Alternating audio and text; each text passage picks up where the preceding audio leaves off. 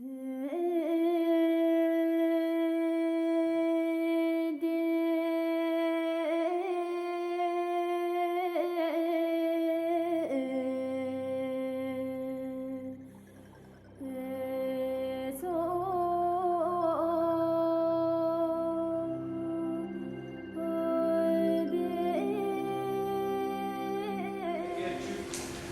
előadónk, dr. Phuntsho, egy kétlaki ember.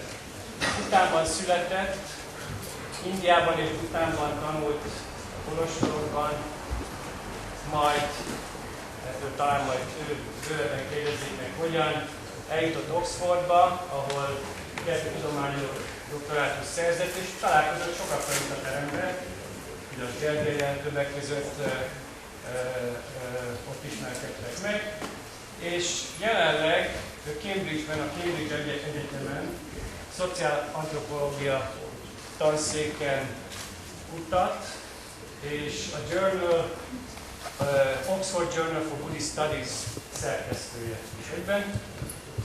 Azért kétlaki, mert egyrészt Angliában lakik, másrészt nagyon sok időt tölt Bhutánban. Többek között azért, mert a Loden alapítványnak alapítója, kurátora, és rendszeresen visszajár az alapítvány ügyeit intézi. Amit ő csinál nekem egy kicsit olyan, amit talán szociálisan aktív, társadalmi aktív buddhizmusnak tekinthetnénk, engage buddhism, amit ő csinál, az megmutatja, hogy a buddhizmus igenis kiléphet a meditációs központok, kolostorokból, és bevonódhat a társadalmi ügyekbe, és befolyásolhatja mindennapi életünket. It is a great pleasure that I and my partner Dawa are here in Budapest. The very name reminds us of something so familiar and sublime in our own society, but it is not the same Buddha. Hát minden esetre nagy örömömre szolgál, hogy én és a párom Dava itt lehetek Budapesten. Már csak azért is, mert ez a Budapest név, ez még hogyha a Bhutánhoz nincs is köze, akkor is azért olyan húrokat pendít meg bennem, amik egy ismerős és kedvelt mélységet idéznek föl. It's also a great honor that I'm here to help inaugurate the first Hungarian-Bhutan Friendship Society, or should I say, tribe, Magyar Drupa Bharati Takshasha. What they think, what they speak, what they act, how they dress, what they eat, their behaviors, their outlook, their characters are shaped by nature. És ezért aztán gondolkodásukat, beszédmódjukat, általában a viselkedésüket, a dolgokhoz való hozzáállásukat, és persze alapvető dolgokat, hogy miket csinálnak általában, milyen ételeket esznek, mindezeket alapvetően határozza meg a természet. The second factor is Buddhism. Buddhism plays a big role, a major role in the Bhutanese identity. A második fontos tényező az a buddhizmus, amely szintén fontos, alapvető szerepet játszik a bhutáni én-tudat meghatározásában. The third factor is modernity, the new industrialized, western-oriented, modern process. És a harmadik elem az pedig a modernség, a modernitás, tehát az új, nyugatorientált, ipariasodott életmód. So these three factors determine what a Bhutanese thinks, or eats, or drinks, or behaves. These three factors shape the Bhutanese personality. And I will show you how, for instance, nature affects our worldview. And such strong presence of nature is then seen, is then personified as mountain deities, river spirits, forest deities. So the nature is alive for a Bhutanese. They use or they resort to shamans and oracles to communicate with such strength of nature. És a természethez való hozzáállásban pedig egy alapvető vonás a természet félelme, és az a törekvés, hogy a természetnek a potenciálisan rosszindulatú erőit valahogyan meg kell békíteni, és a mi oldalunkra kell fordítani. So the pre-Buddhist worldview is one of a fearful nature, which the people had to appease, to deal with in a subservient way. And it is mainly an animistic and shamanistic tradition. Ez tehát a buddhizmus előtti kornak a fő öröksége, a természethez alárendeltként és kiszolgáltatottként való viszonyulás, ami egy animista és samanisztikus világképbe illeszkedik, amelynek a működése az az, hogy a természeti erőket meg akarjuk békíteni. Now Buddhism, which has come from India via Tibet to Bhutan, came with a message of the mind being this central, the mind being the preeminent over matter. A buddhizmus, amely ugyebár Indiából ered, de Bhutánba, Tibeten keresztül érkezett, azt az üzenetet hozta, hogy a legfőbb principium az elme, hogy az elme az fölötte áll az anyagnak. It is essentially a program of training the mind, of transforming an ordinary mind like mine into a better one until you reach the best, the most perfect kind of mind, the Buddha's wisdom. És a buddhista lelki gyakorlat az lényegében az elmének a tökéletesítéséről szól, arról szól, hogy fogjuk a hétköznapi elmét, mint például a én, és ezt egyre jobbá csiszoljuk, míg nem elérjük a tökéletesített, a buddha felébredett elmét. It is an art of mind training, it is a science of the mind, it is a process, an educational program to change the mind for the better. A buddhista gyakorlat tehát a lélek vagy a tudat tökéletesítésének a tudománya és egyben művészete, és egy olyan tanulási folyamat, amely az elme működésének javítását szolgálja. So now from the Buddhist perspective, if you can control your mind, if you can make use of your mind to the optimal level, the mind is the all-powerful factor which can suppress nature as well.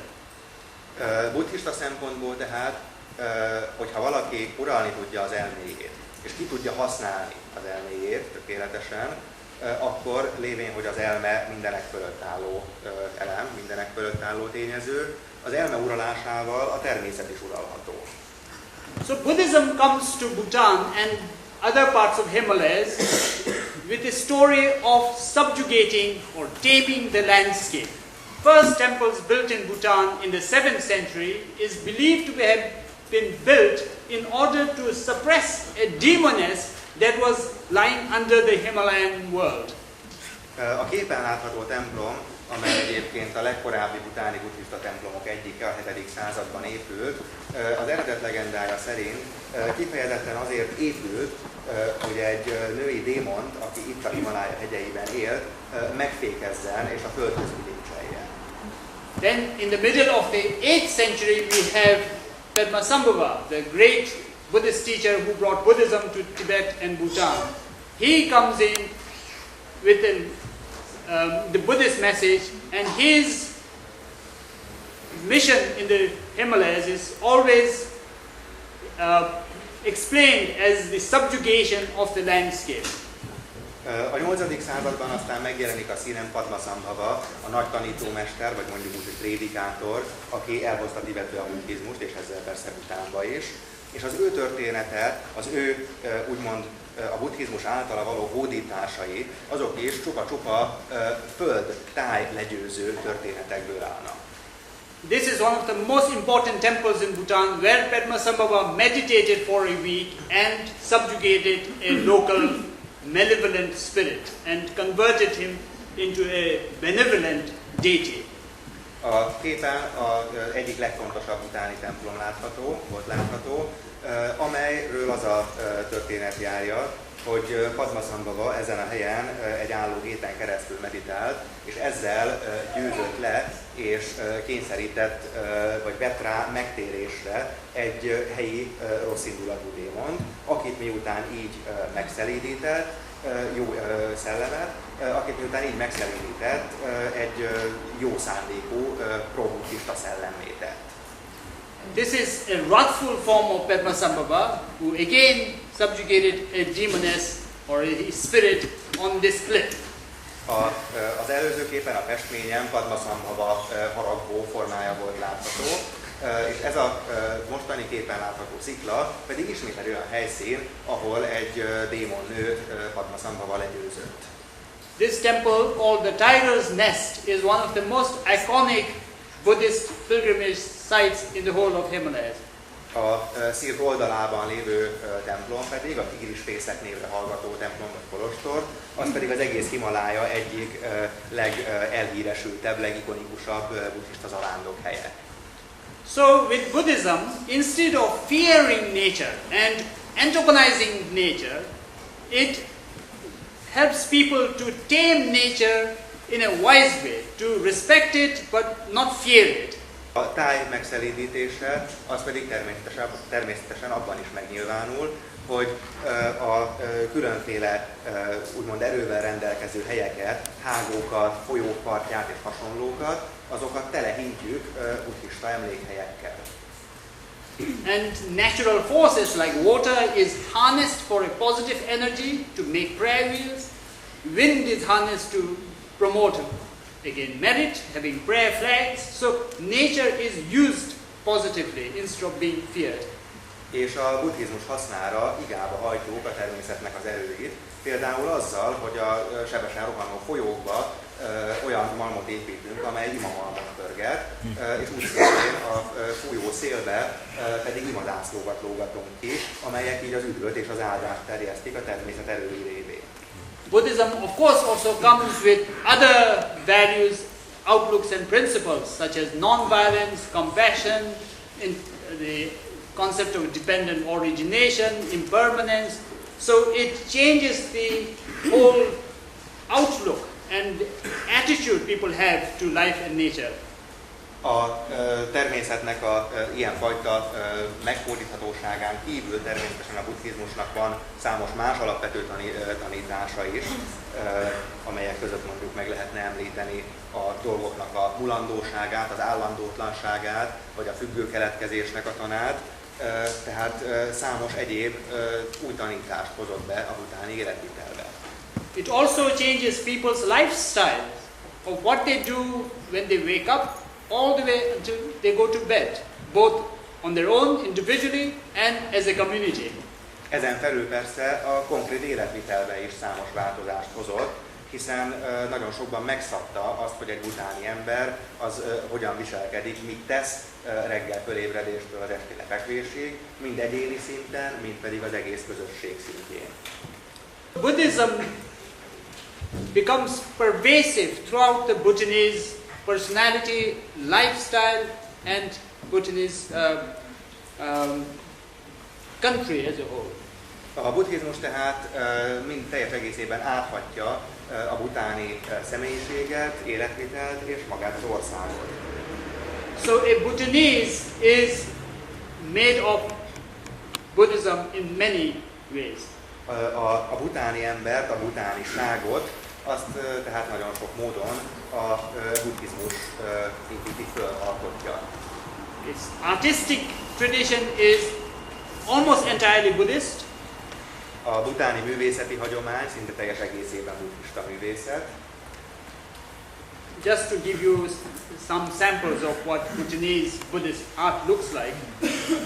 Ebbe mutatok itt a képeken néhány kis betillantást a bhutáni buddhista művészetben. So fine arts, performing arts, they are all influenced by Buddhism. Mind a szépművészet, mind az előadó művészet alapvetően buddhista befolyásoltságú. And also architecture. És persze az építészet. And most importantly, it is how people viewed the world and viewed their life, the meaning of life.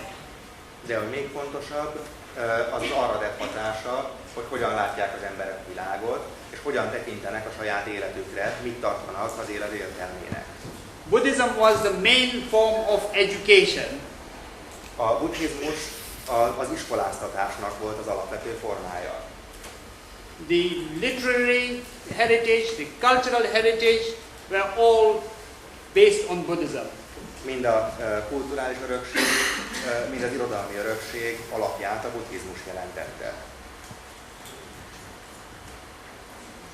And throughout the centuries, since the 8th century, Buddhist masters kept coming to Bhutan from Tibet.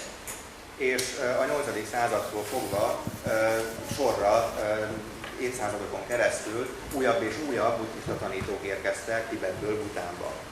Bhutan was a wonderful country for lots of Tibetans to go on missionary work, or to run away from their enemies, or to go to find religious treasures. A különféle tibeti buddhista mesterek számára Bhután a nagy lehetőségek országa volt, ahova eljöhettek akár pusztán csak új tanítványokat szerezni, vagy éppen ahová elmenekülhettek, hogyha forró lett a lábuk alatt a talaj Tibetben, vagy ahova vallásos jelentőségű kincseket keresni jöhettek. And it was in 1616 that this Tibetan Lama came to Bhutan, running away from his Tibetan enemies, the ruler of Tibet, and unified Bhutan as one country. És a képen látható tibeti láma 1616-ban érkezett Tibetből Bhutánba. Ő a menekültek közé tartozott, tudnélik a helyi tibeti uralkodóval összekülönbözött, és hát előre Bhutánba menekült, majd ő egyesítette Bhután. And both to suppress the landscape and also to fortify his own rule, his government in Bhutan against the Tibetan enemies, he built a series of structures we call dzongs. És ő hozta létre azoknak a dzongoknak, azoknak a mondjuk, hogy erődöknek a láncolatát, amelyek mind az előbb emlegetett ilyen természetlegyőző folyamatot szimbolizálták, és mind pedig ugyanakkor praktikus célt szolgáltak, hogy a tibeti királyság ellenében a saját bhutáni hatalmát megerősítse. So throughout the ages, Buddhism influences the work of such leaders as Shabdrung, the founder of Bhutan, and also Buddhism becomes the sole aim, the sole purpose of activities in Bhutan. És így tehát korszakról korszakra a buddhizmus meghatározta egyrészt számos nagy jelentőségű embernek, mint például az előbb emlegetett alapítószerzetesnek a hozzáállását a világhoz, mint pedig az országnak az alakulását és a gondolkodásmódját. And it was also with a strong element of Buddhist missionary work that the first king started or launched Bhutan's monarchy in 1907. És jelentős részben a buddhista térítő tevékenységnek volt köszönhető az is, hogy Bhutánban létrejött a bhutáni királyság, a mai bhutáni királyság első uralkodója 1907-ben trónra lépett. It might sound very weird to the audience here that Bhutan started its monarchy when the rest of the world was giving up on monarchy. Valószínűleg elég furcsán hangzik az itt jelenlévők számára, hogy tehát Bhutánban akkor jött létre a királyság, amikor a világ túlnyomó része úgy éppen leváltotta a királyait. Now I want to come to the third factor that makes a modern Bhutanese. És ezzel szeretnék rákanyarodni a harmadik tényezőre, amely a mai bhutániságot alkotja. That factor comes through modernization, or the development programs that Bhutan started to have since 1950s. És ez pedig ugye a modernizáció és a fejlődés, illetve azok a fejlesztési programok, amelyeket Bhután az 1950-es évek óta folytat. There are two ways this modernization came to Bhutan. One through active development programs, and second through the passive globalization. Ez a fajta modernizáció ez két folyamat keretében jelentkezik Bhutánban. Az egyik az aktív fejlesztési programok, a másik pedig a passzív modernizálódás a globalizáció révén. Bhutan has made very good progress in terms of development. For instance, in health, infant mortality rate was about 17 or 18% in the 1950s. Now it is about 2%. Life expectancy has gone up to about 65 now. It was probably around 50. We don't have that. In terms of living standard, we are now the highest in the South Asian region in terms of per capita. So there are many good progresses and benefits from modernization. Tehát a modernizáció az számos előnyt hozott, és számos nagy lépést tett. But the most significant, the most dramatic and far-reaching program was education. De a fejlődésnek a legnagyobb léptékű és legnagyobb hatású programja az az oktatás szervezése volt. Bhutan adopted the modern Western model of education. It had only monastic education in the past, but it adopted the modern Western format in the 1950s for the whole country. Bhután az 1950-es évek óta, évektől fogva átvette a nyugati típusú modern iskoláztatási rendszer, ugye oda, ahol korábban csak kolostori oktatás létezett. For instance, there were 11 schools and about 400 students in 1959, but today there are over 600 educational institutions and 192,000 children are going to schools and colleges. A számokba, hogyha belepillantunk, 1959-ben az egész országban volt 11 iskola 400 diákkal, és a 2000-es években pedig 600 schools with 192,000, tehát 600 iskola működik 192,000 diákkal. About 1/3 of the population. Vagyis ugye a teljes népességnek közel egyharmada iskolás. And literacy rate has gone to 60 or around 60 now. We don't know what it was before modern education came in, maybe about 15%. Az írástudásnak az aránya a teljes népességre vetítve jelenleg kb. 60%. Nem tudjuk a modern iskoláztatás előtt mi lehetett a pontos szám, de olyan 15% körülre becsülik. The modern system of education was more scientific, secular, and taught in English. Ez a fajta modern oktatási rendszer, ez tudományos alapokon működik, világi, szekuláris alapokon, és angol nyelvközeggel dolgozik. Out of 8 sessions in a day, 7 sessions were taught in English of non-Bhutanese topics. Only one was in Bhutanese national language and on Bhutanese heritage. That changed the way young people who went to modern education thought, spoke and acted, in contrast to what the older Bhutanese who had traditional education.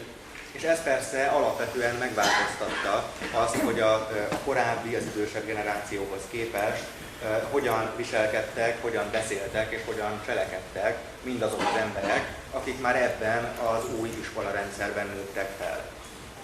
It has created a wide gap or a rift between the younger generation and the older generation. Ez a változás, ez egyben egyfajta szakadék vagy hasadék is az idősebb és a fiatalabb generáció között. And the second way the outside influence came to Bhutan was through communication. Bhutan first had its motor roads in 1960s. So Bhutan started to get exchanges with the outside world in the 1960s. Then it had its air travel in the 1980s. These two exposed Bhutanese to the outside world and influence from it. És áttérve a modernizáció passzív oldalára, ennek ugye a fő tényezője a külvilággal való kapcsolat. A külvilággal való kapcsolat pedig egyszer jelentősen felgyorsult az 1960-as években, amikor megépültek az első Bhutánba bevezető autóutak, majd pedig ismét meggyorsult az 1980-as években, amikor létrejött a légiközlekedés Bhutánba. Bhutan also opened to tourism, and that brought a lot of exposure and influence.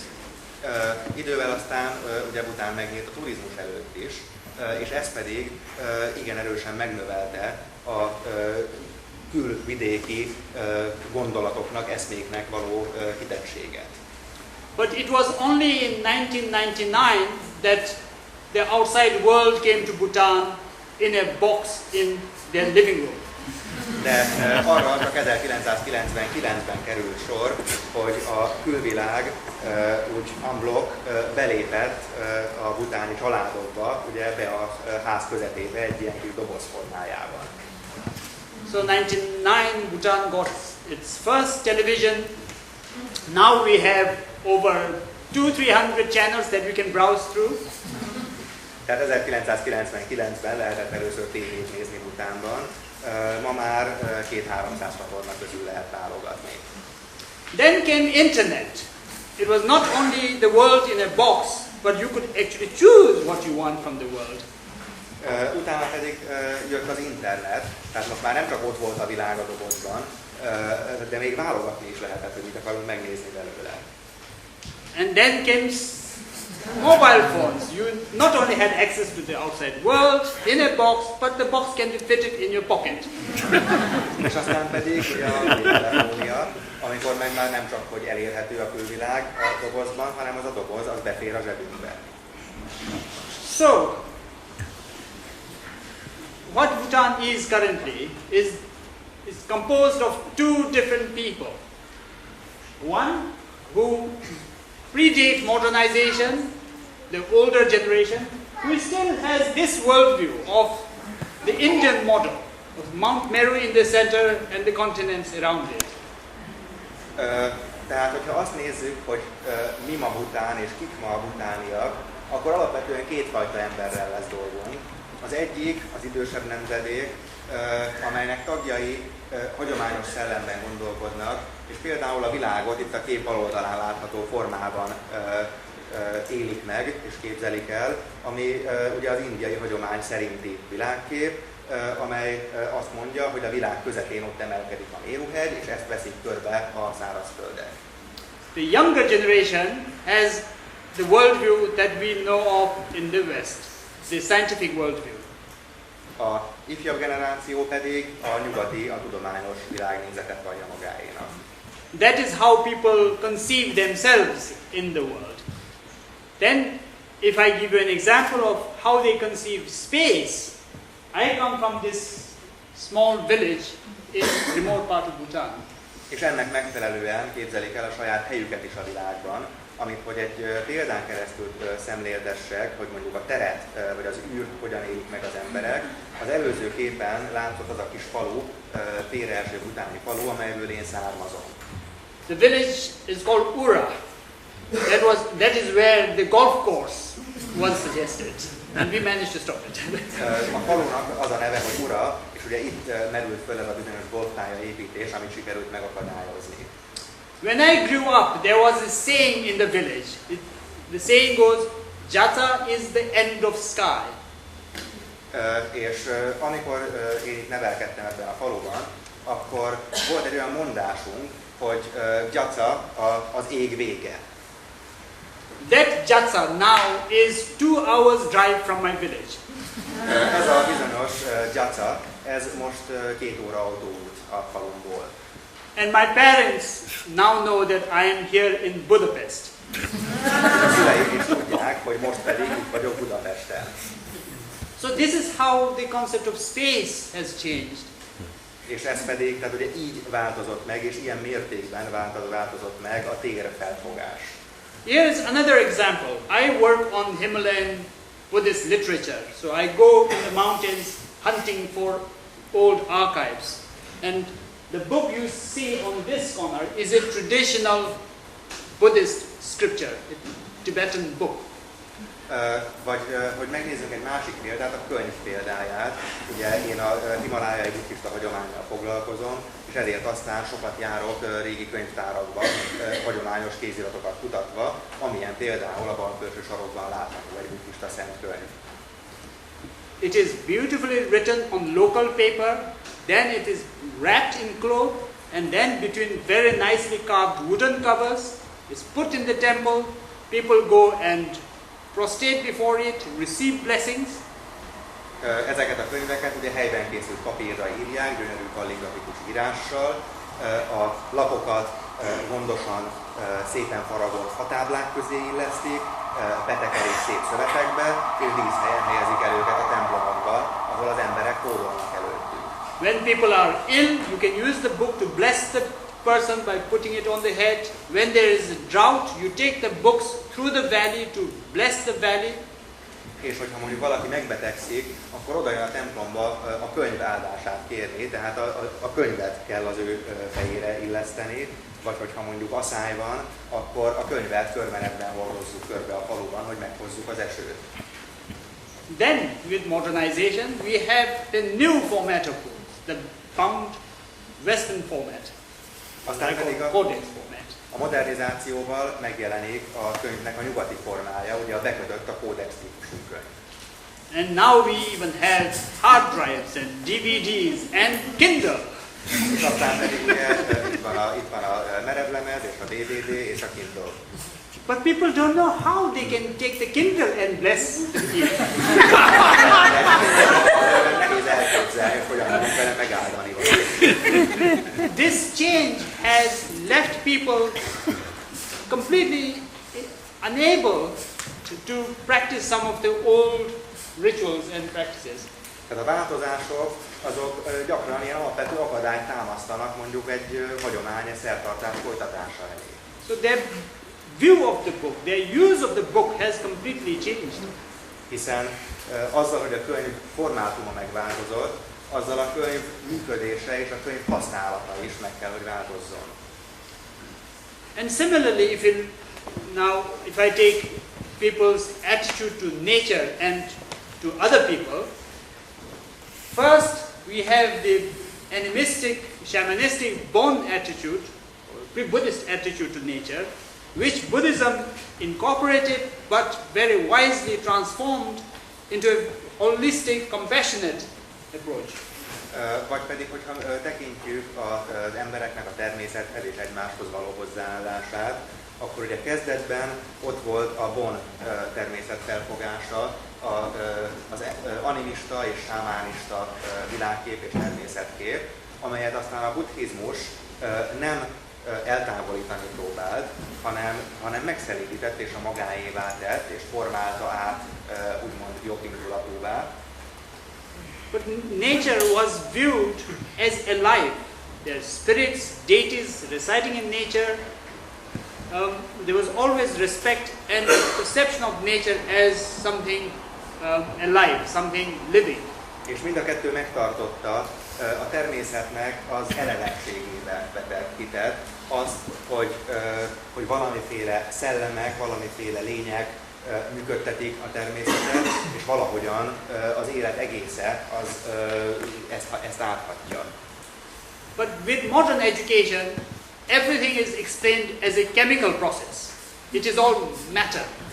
A modern oktatási rendszer viszont mindent kémiai folyamatokkal magyaráz, mindent az anyaggal magyaráz. It is an anthropocentric view where man is the master. You can do anything. És ez pedig egy antropocentrikus kép, vagyis olyan kép, amely azt mondja, hogy az ember mindennek az ura, aki mindent befolyásolni tud, mindent el tud érni. Although that is right, it's a correct understanding, it has brought it in a very dangerous understanding. És bár ez a hozzáállás, ez is helyes, de ugyanakkor nagy veszélyeket jelent a hagyományos életmódra. When such understanding comes with human greed, there is no prohibition, no restriction one could put on people's exploitation of nature. Hiszen, hogyha ez a felfogás és az ezzel járó tudás, ez mohósággal, kapzsisággal jár együtt, akkor nincs, ami gátat szabjon annak, hogy az ember meddig megy el a természet kizsákmányolásával.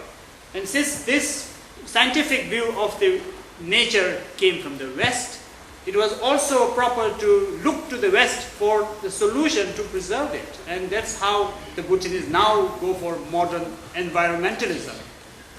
És mivel a tudományos felfogás a nyugat hozadéka Bhután számára, ezért természetes, hogy az ilyenfajta határszabás és a természet megőrzése sének a módja véget is a nyugattól vár példát Bhután, és átveszi a modern környezetvédelmi törekvéseket. So Bhutan now trains environmentalists in the West. It also raises awareness of the ecology, and in addition it has started to bring in lots of legislations and regulations to protect nature. És így aztán a bhutáni állam erősen támogatja a környezetvédelmet, környezetszakembereket képeztet ki nyugaton, és mind az iskoláztatásban nagy hangsúlyt helyez a történelemre, mind pedig a környezetvédelemre, mind pedig a törvényhozásban. The constitution guarantees that 60% of Bhutan will remain always under forest cover, and today over 50% are protected areas. Az országnak például az alkotmánya garantálja, hogy a teljes terület 60%-át meg kell hagyni őserdő állapotában, meg kell hagyni erdős állapotában, és jelenleg is az ország területének több mint 50%-a védett terület. A household is allowed only to have a maximum of 25 acres. Egy családnak legföljebb 25 acre birtoka lehet. So the state, the human state, is now playing the role of the invisible non-human spirits and deities to protect nature. Tehát mondhatjuk úgy, hogy most az állam, ugye az emberek működtette állam, vette át azoknak a nem emberi lényeknek, azoknak a szellemlényeknek a szerepét, amelyek korábban védelmezték a természetet. So the main question is, will the people fear the human state and regulations as much as they feared non-human invisible spirits in the past? A kérdés után az, hogy amennyire a múltbeli emberek félték ezeket a láthatatlan és emberföldi szellemeket, fogják-e a mai emberek annyira félni és tisztelni az államot? My guess is it is a challenge, because with this modern worldview, this modern way of thinking, of putting matter over mind, of putting emphasis on the outside, the external world over the inside, there is a rapid increase of materialism. Én erre azt mondom, amit ilyenkor mondani divat, hogy bizony ez egy kihívás. Hát mégpedig azért, mert ezzel a modern hozzáállással, amely tehát az anyagot és az anyagiságot helyezi előtérbe, többnyire együtt jár az anyagiasság is, és az, hogy ugye ha lehetőség van javaknak, anyagiaknak a felhalmozására, akkor elkapja a gépszíj az embereket. There's also a rise of consumerism. Bhutan in the past was primarily an economy based on barter system. Now with the monetization of the economy, with cash economy and a big percentage of the population working as professionals and in service industry, the economy has turned from a subsistence farming economy to a very consumerist one.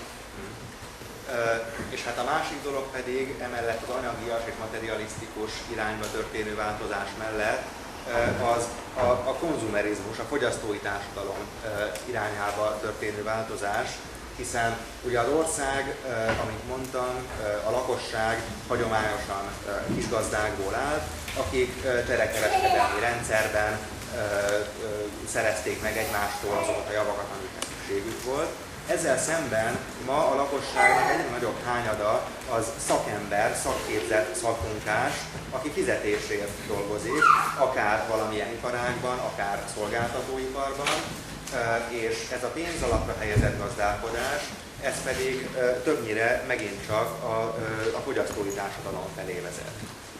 And to reinforce materialism and consumerism, you have things like commercials, TV ads, and a lot of people who have so far been kept away from these things don't know how to deal with it. És a materializmust és a konzumerizmust persze tudatosan is erősítik, például a tévéreklámok, amelyeket ugye azok az emberek, akik most hirtelen elkezdtek tévéreklámot látni Bhutánban, azok nincsenek felkészülve arra, hogy ez mi ez, vagy reklám, és hogyan kell elbánni vele. I have a Buddhist friend, a monk, who once saw on TV a commercial for an Indian soap. They put in a very dirty cloth in and out it came clean. So the next day he went to the market to buy that brand. And he tried about 5 times and still didn't work. And he was very disappointed. Van egy barátom, egy buddhista szerzetes, aki látott tévében egy reklámot, egy indiai mosószappan hirdettek ebben a reklámban, amiben bele mártottak egy nagyon-nagyon koszos ruhadarabot, majd kivették fagyolatt-tisztán, és a barátom másnap szaladt a piacra, és megvette ezt a szappant, és ő is kipróbálta ezt, és 5-ször is próbálta egymás után, és nagyon el volt szomorodva, amikor nem működött úgy, mint a reklámban.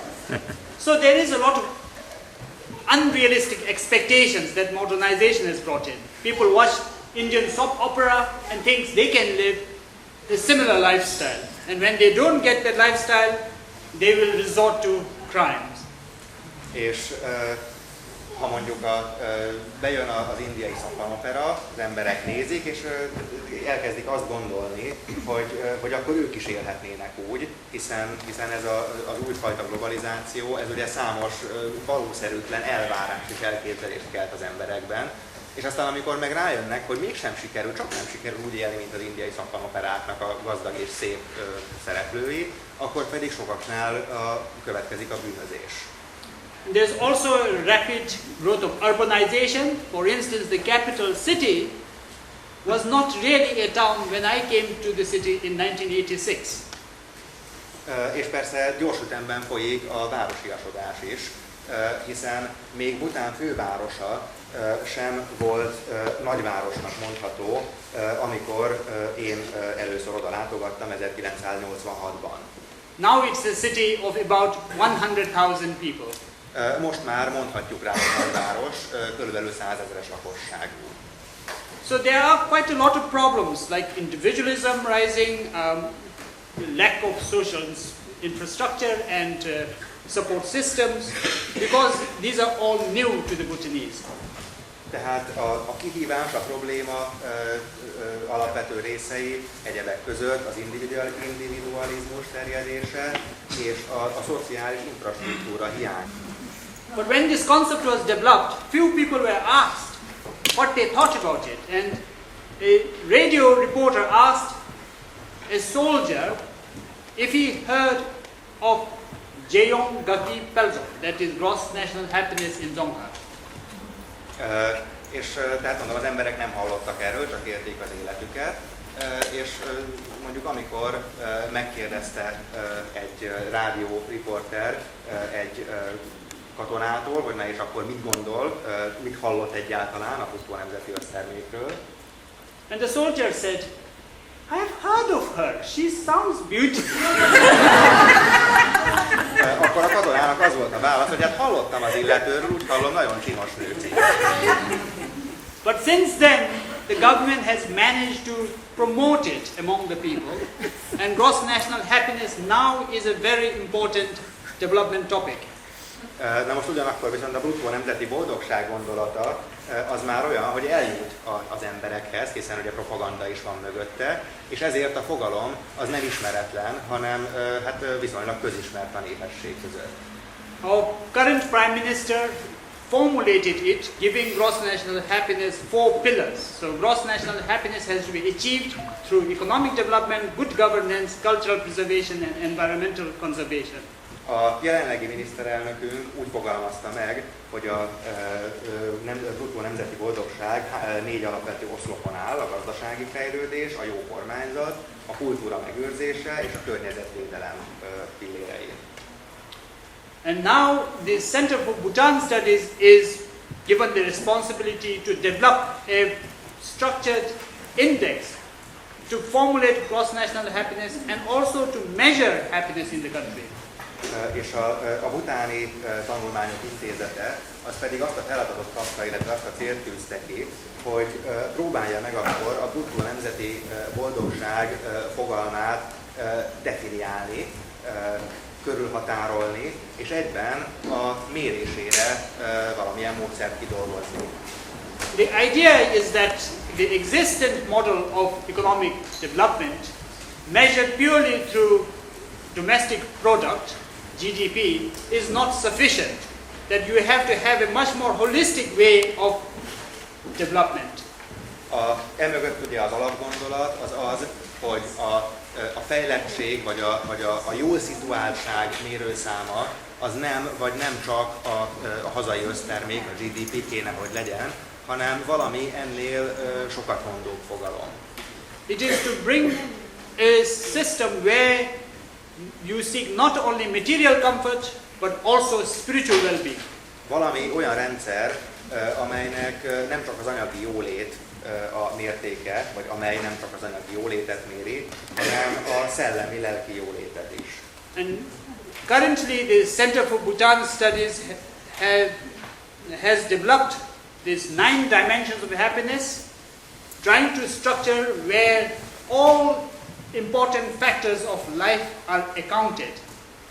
És így a definiálásban jelenleg ott tart a Bhutáni Tanulmányok Intézete, hogy összeállított egy ilyen 3 tényezőből álló modellt, ami elméletileg meghatározza az emberi boldogságnak a mértékét. It's not only economic development that is living standard, but they take into account many other things, like time use, for instance. How many hours a person must sleep to have a happy life? Ennek a 9 tényezős modellnek része a gazdasági jólét is, itt 8-as szám életszínvonal címke alatt látható, de ezen kívül része még számos egyéb faktor is, mint például az időkihasználás olyan dolgokig lebontva, hogy mondjuk napi hány óra alvásra van szüksége a boldog élethez egy embernek. So I'm sorry there's not enough time to go into more detail with the 9 dimensions, all the challenges faced by the gross national happiness model. Arra sajnos nem marad időnk, hogy itt most a 9 dimenzióját a modellnek egyenként végigvegyük, vagy hogy részletekben kitérjünk arra, hogy milyen kihívásokkal néz szembe a bruttó nemzeti boldogság modellje.